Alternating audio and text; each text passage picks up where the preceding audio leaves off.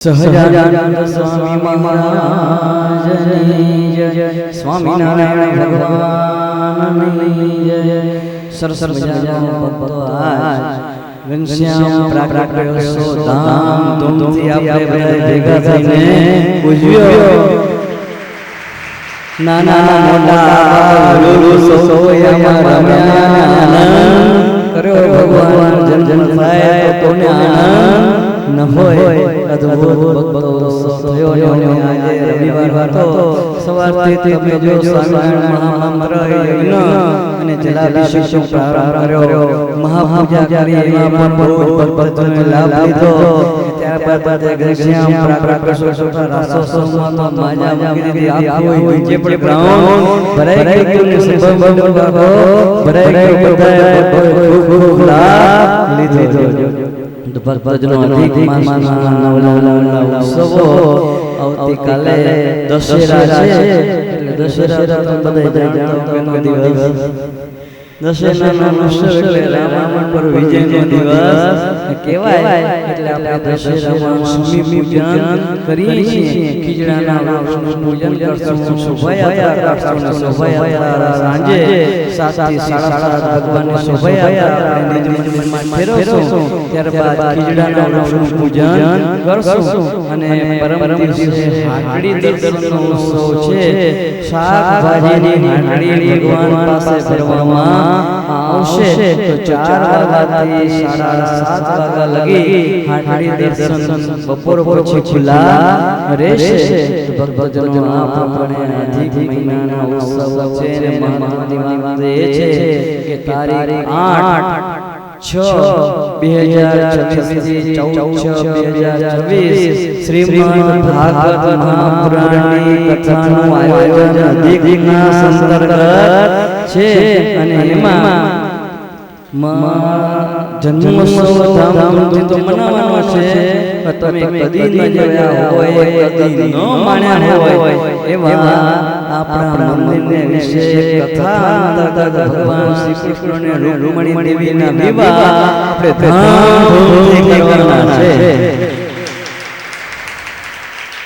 કારણ કે ગ્રસ્ત હોય ને પોતાના દીકરાના પુત્રના કે દીકરીઓને કેટલા ધામધૂમથી લગ્ન કરાવે, એમ ભગવાનના લગ્ન જેમ ગ્રસ્તમાં જે વિધિ થાય એ પ્રમાણે વેદો વિધિથી ભગવાન શ્રી કૃષ્ણ અને રૂકમણી દેવીના કથા અંતર્ગત લગ્ન થશે। ભક્તજનો ભાગવતની પાઠ તો અગાઉ પણ આપણા મંદિરમાં સંતોએ કરી હશે, પણ મને લાગે છે કે લગ્ન તો પહેલી વાર આપણા મંદિરની અંદર થશે। તમને બધાને ખૂબ ખૂબ આનંદ આવશે। તો ખાસ ભક્તજનો 8/6/2026 થી 14/6/2026 શ્રીમદ ભાગવત મહાપુરાણની કથાનું આયોજન છે। એનો સમય બપોરે 4 થી 7 અને સાંજે 9 થી 11:30 સમય રાખેલો છે। તો દરેક ભક્તજનો ખાસ આનો લાભ લઈએ। જેને ધંધા કરીને હોય તો બપોરના બાબામાં જો કામ ધંધો મૂકી ઘર મૂકીને ખાસ કથા સાંભળવા આવી જાય। ખાસ બધાને વિનંતી કથાનો લાભ અધિક માસની રોજ આપણે કથા 6:30 થી 7:30 સવારે પુરુષોત્તમ માસની અદ્ભુત કથા ચાલે છે। કાંઠાગોરની માની વાર્તાઓ સાથે દરેક ભક્તજનો એમાં પણ અવશ્ય લાભ લે।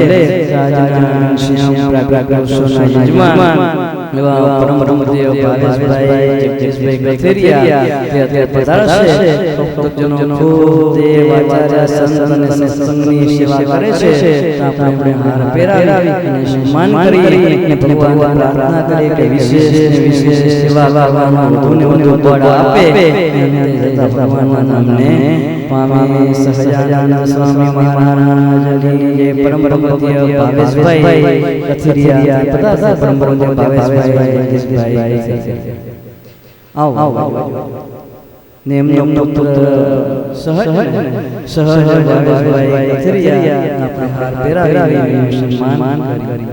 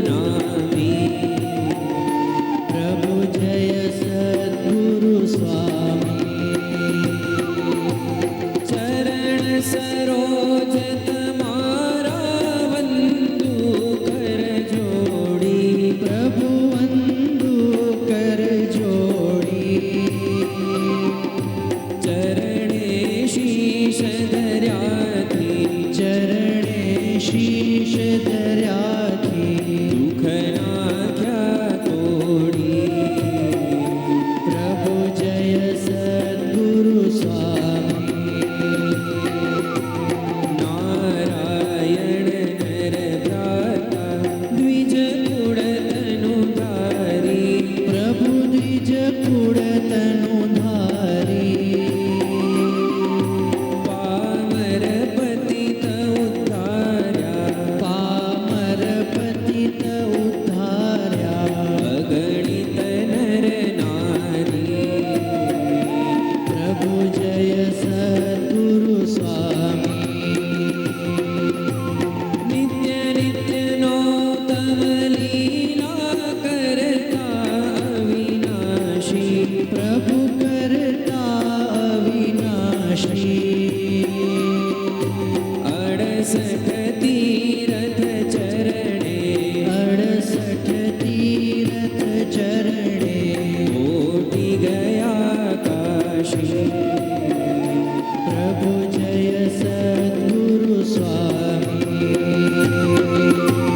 પુરુષોત્તમ પ્રગટનું જે દર્શન કરશે પ્રભુ જે દર્શન કરશે કાળ કર્મથી છૂટી કાળ કર્મથી છૂટી કુટુંબ સહિત તરશે પ્રભુ જય સદ્ગુરુ સ્વામી અવસર કરુણાનિધિ કરુણા બહુ કીધી વાલે કરુણા બહુ કીધી મુક્તાનંદ કહે મુક્તિ મુક્તાનંદ કહે મુક્તિ સુગમ કરી સીધી પ્રભુ જય સદ્ગુરુ સ્વામી જય સદ્ગુરુ સ્વામી પ્રભુ જય સદ્ગુરુ સ્વામી સહજાનંદ દયાળુ સહજાનંદ દયાળુ બળવંત બહુ નામી પ્રભુ જય સદ્ગુરુ સ્વામી પ્રભુ જય સદ્ગુરુ સ્વામી પ્રભુ જય સદ્ગુરુ સ્વામી શ્રી સ્વામિનારાયણ ભગવાનની જય